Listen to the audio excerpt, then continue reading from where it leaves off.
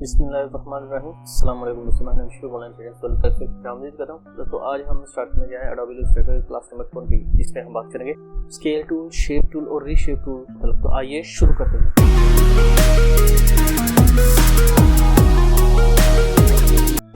तो दोस्तों यहाँ पर मैंने एडोबी इलस्ट्रेटर ओपन कर लिया है। मेरे पास ये ऑलरेडी वही मेरा इलस्ट्रेटर मौजूद है जिसमें मैंने पहले वर्किंग की हुई है। न्यू फाइल पर क्लिक करते हैं। जैसे मैंने न्यू फाइल पर क्लिक किया तो यहाँ पर मेरे पास विंडो ओपन होगी। मैं इसको एलटीजी CMY के कलर पे रखता हूँ, लेटर भी सिलेक्ट करता हूँ।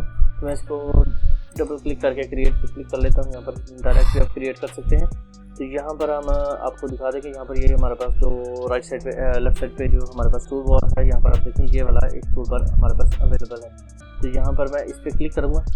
जैसे ही इस पर मैंने क्लिक किया, आप देखें यहाँ पर जैसे मैंने इस पर क्लिक करके रखा हुआ है और नीचे एक एरो बटन है, उस पर क्लिक करें तो आपके पास ये एक टूल जो है वो ओपन हो चुका है। अभी यहाँ पर आप देखें, यहाँ पर ये एक एरो की बना हुआ है। इस पर जैसे मैं क्लिक करूँगा तो ये मेरे पास एक टूल जो है इसकी एक copy same as it is इसमें ओपन हो जाएगी।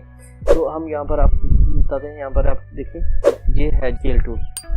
आप जैसे इसका पॉइंटर लेके जाएंगे तो यहाँ पर ये देखें शेयर टूल है, ये रीशेप टूल है। मैं इसको क्लिक कर लेता हूँ और इस पर पॉइंटर लेके आता हूँ तो आप देखेंगे यहाँ पर इसके नीचे ये अपना स्केल टूल का जो है वो बता देगा। तो इसको हम यूज़ कैसे करेंगे?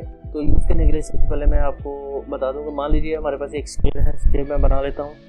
रेक्टेंगल एक मैंने बना ली। अच्छा जी, रेक्टेंगल बना ली। स्केल हम कैसे करते हैं दोस्तों? हम जैसे ही सिलेक्शन टूल को क्लिक करेंगे, सिलेक्शन टूल को क्लिक करने के बाद इसको क्लिक करेंगे पाथ को, और यहाँ पर आप देखें कॉर्नर पे दो एरो बने हुए हैं, एक ऊपर को और एक नीचे को। इसको हम शिफ्ट के साथ प्रेस करेंगे और इसको हम मूव करेंगे।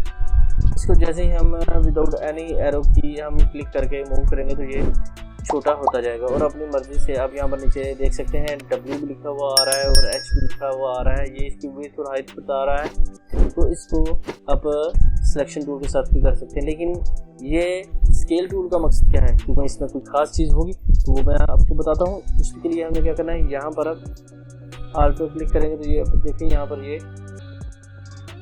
अगर आप पॉइंटर को राइट साइड पे मूव करेंगे तो ये लेफ्ट राइट दोनों साइड पे एक्सटेंड होगा, यानी कि बढ़ेगा। और अगर आप आर डाउन पे क्लिक मूव करेंगे तो इसका साइज जो है अप एंड डाउन पे स्केल को बढ़ाता जाएगा। ये था स्केल। शिफ्ट प्रेस करेंगे तो एक ही साइज में इसको मूव करेगा, यानी कि इसका स्केल बढ़ाता जाएगा।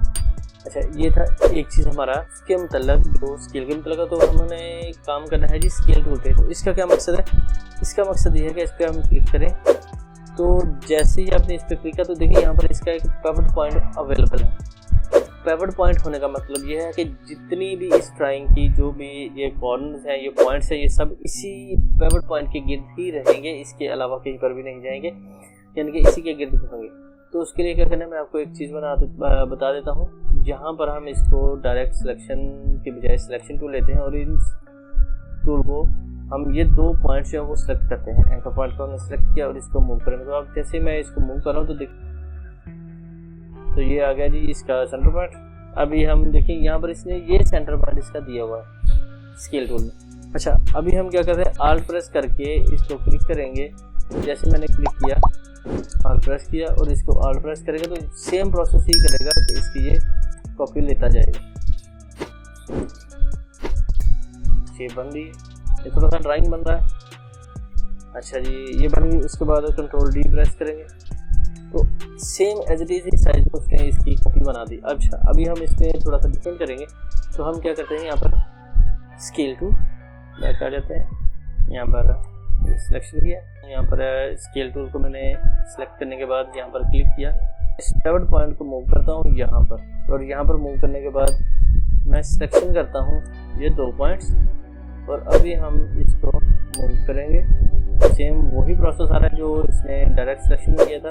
अभी हम स्केल टूल पे क्लिक करते हैं और यहाँ पर देखिए, यहाँ पर ये जैसे ही मैं इसको मूव कर रहा हूँ तो इसने जो ऊपर वाली लाइन है जिसको मैंने सेलेक्ट किया हुआ है उसी को ही ये मूव कर रहा है, ना कि इसकी बेस लाइन को। इसको जितना हम बड़ा करना चाहें वो कर सकते हैं, इसको जितना छोटा करना चाहें वो कर सकते हैं। तो मैं एक दूसरी चीज़ बना के दिखाता हूँ आपको। ये हो गया। हम दोबारा से एक रेक्टेंगल बनाते हैं। रेक्टेंगल बन गई। अभी हम इसकी कॉपी ले लेते हैं। आल्ट प्रेस किया, ये कॉपी ले ली। ये ले लिया कंट्रोल डी के साथ, ये 4 कॉपी ले ली। इसको हम क्या करते हैं जी, यहाँ से मूव करते हैं, मूव किया। यहाँ पर मैं आपको ये मैंने कंप्लीट सेलेक्ट किया हुआ, इसको मैं स्केल टूल पे क्लिक करता हूँ, ये सेंटर पॉइंट है। अभी हम इस पॉइंट पे क्लिक करके तो देखें ये तमाम फाइल जो हैं, ये तमाम स्क्वायर जो हैं वो बड़े हो रहे हैं। मैं क्या करता हूँ, कंट्रोल सी किया। अभी हम शिफ्ट प्रेस करेंगे, इसने सारे को क्लिक कर दिया।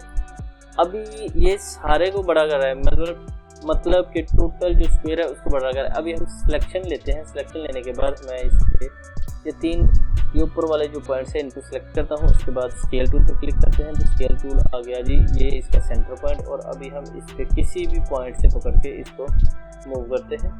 तो जैसे मैंने इसको छोटा किया तो अब देखिए बहुत ही खूबसूरत सा डिज़ाइन बन रहा है, जैसे कोई रोड या ऐसी कोई चीज़ जो आगे पीछे आगे दूर बहुत ज़्यादा दूर है और उसको कम नज़दीक कर रहे हैं। ये है स्केल टूल का एक काम। कंट्रोल सी करते हैं इसको। मैं आपको मैं इसका दूसरा काम बताता हूँ। मैं क्या करता हूँ, यहाँ पर सिलेक्शन टूल किया, स्केल टूल, कंट्रोल सी करते हैं और ये पॉइंट जो है इस पॉइंट को मूव करके हम आ जाते हैं जी इस पॉइंट पे। अभी हम इसको दोबारा से एज इट इज ही करेंगे तो ये सिर्फ जिस जगह पर पिवट पॉइंट है वहीं पर ही इसको मूव कराएगा, दूसरे को नहीं कराएगा। मैं कंट्रोल सी करके इसको हम मूव करते हैं जी नीचे को इस कॉर्नर पे। तो अभी हम इसको यहाँ से क्लिक करेंगे तो देखें मैं जितना भी कर लूँ लेकिन मूव तो होगा, लेकिन जो सेंटर पॉइंट है वो वही आएगा जो इसका हमने पिवट पॉइंट रखा है। देखिए ये पिवट पॉइंट है और ये बहुत ज़्यादा फासले पर है, तो इसको इसने मैंने जितना भी छोटा किया ये यहीं पर आ रहा है। मैं इसको यहाँ से मूव करता हूँ लेकिन वो एज इट इज़ ही वहाँ पर जा रहा है। ये तो था हमारा स्केल टूल। ये है जी शेयर टूल। शेयर टूल का मकसद क्या है दोस्तों, जैसे ही आप समझते हैं कि शेयर टूल वो एज इट इज़ ही रहेगा। दोस्तों पहले हमने स्केल टूल में बात की थी कि अगर हम एक पॉइंट को सिलेक्ट करेंगे और उसी को हम मूव करेंगे तो वो मूव करेगा। अभी हम क्या करते हैं, इसको एज इट इज़ ही रख लेते हैं और इसकी ले लेते हैं मल्टीपल कॉपीज़। हमने इसको लिया, कंट्रोल सी भी कर सकते हैं और आल्ट प्रेस करके डायरेक्ट सिलेक्शन से इसकी कॉपी ले लें, ये होगी। उसके बाद कंट्रोल डी करते हैं, फिर डी मैं सारे को सिलेक्ट करता हूँ, इसका साइज छोटा कर लेता हूँ, डायरेक्ट सिलेक्शन टूल, ये मेरे पास साइज छोटा हो गया। इसको मैं कंट्रोल ए, मैंने इसको सेंटर पे ले लिया। अभी मैं आपको जो चीज़ बताने जा रहा हूँ वो है जी ये शेयर टूल। अभी मैं शेयर टूल पे मैंने जैसे ही क्लिक किया और आप इससे पहले मैं आपको बता दूं कि हम सिलेक्शन टूल के साथ या फिर स्केल टूल के साथ काम करते थे कि यानी कि इसका एक पॉइंट ही कम होता है। हम चाहते हैं कि पूरे के पूरे जितने भी बॉक्सेस हैं वो तमाम एक साइड को टर्न हो जाए। तो मैंने शेयर टूल पर क्लिक किया, इस पर क्लिक करते हैं और अब देखें ये जितने भी बॉक्सेस हैं वो डिफरेंट किस्म के शेप्स में टर्न हो रहे हैं। उसकी रीज़न मैं आपको बता दूँ, उसकी रीज़न ये है कि ये सेंटर पॉइंट है।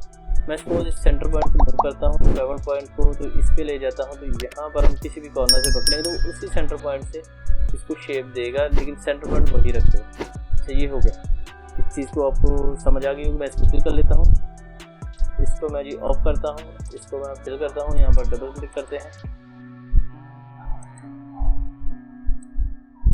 तो अब इसको देख सकते हैं ये एज इट इज़ ही मूव हो रहा है। मैं इसको दोबारा से यहाँ पे क्लिक करके मूव करता हूँ तो ये तमाम के तमाम जो शेप्स हैं वो मूव हो रही हैं। अच्छा ये हो गया जी हमारा शेयर टूल। उसके बाद हम आ जाते हैं जी अपने नेक्स्ट टूल के मतलब जो है जी ये रीशेप टूल। रीशेप टूल पे हम आपको बता दें, यहाँ पर हमने सिलेक्शन किया। अच्छा जी ये हमारा जो रीशेप टूल है वो कौन सा है जी, इसको हम दोबारा से रेक्टेंगल एक बना लेते हैं। रीशेप टूल का हम यूज़ करेंगे। यहाँ पर हमने इस पर क्लिक किया और इसको हम जैसे मूव करें तो ये पूरी जो हमारे पास शेप है उसको मूव कर रहे हैं। इसकी वजह ये है कि इसने तमाम कॉर्नर्स को जो है वो सेलेक्ट किया हुआ है। हमने कॉर्नर्स को सिलेक्ट नहीं करना, हमने डायरेक्ट सिलेक्शन के साथ एक साइड को सिलेक्ट कर लें या ऊपर वाली साइड को सिलेक्ट कर लें, जिसी भी साइड को आप सिलेक्ट करें उसके बाद आप रीशेप टूल पे लें और यहाँ पर आप इसको मूव करना शुरू कर दें। ये इसको मूव भी करेगा और इसमें पॉइंट्स भी ऐड करेगा।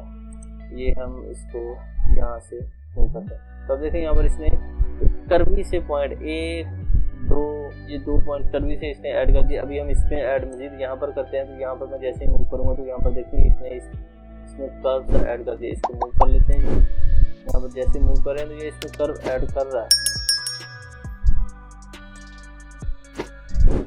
तो इस तरह से आप रीशेप टूल भी यूज़ कर सकते हैं। कोई भी शेप वगैरह बनानी हो तो आप रीशेप टूल का यूज़ कर सकते हैं। उम्मीद है दोस्तों को आज की मेरी ये वीडियो पसंद है। कि दोस्तों वीडियो पसंद है तो लाइक कीजिए, शेयर कीजिए। कोई बात हो, कोई सजेशन हो तो आप मुझे जल्द कमेंट सेक्शन में कमेंट कीजिए। दुआ में याद रखिएगा, अपना ख्याल रखिए। टेक केयर, अल्लाह हाफिज़।